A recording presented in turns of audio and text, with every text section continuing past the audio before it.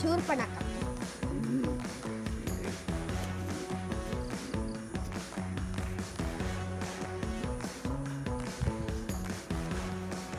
ಇದು ಹರಿಯ.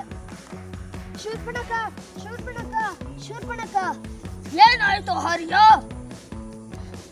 ಏನು ಮಾಡಲಿ, ಇನ್ನು ಏನು ಮಾಡಬೇಕು? ಆ ಹನುಮಂತನ ಶಕ್ತಿಯನ್ನು ಹೇಗೆ ಕಳೆದುಕೊಳ್ಳಬೇಕು?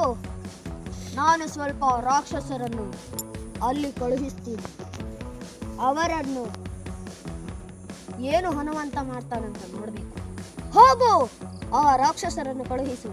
ಅಷ್ಟೇ ಅಲ್ಲ, ಅವರ ಮಾಲೀಕನಾದ ಒಂದು ಕಣ್ಣಿನ ರಾಕ್ಷಸನನ್ನು ಸಹ ಕಳಿಸು. ಆಯಿತು ಶೂರ್ಪಣಖ.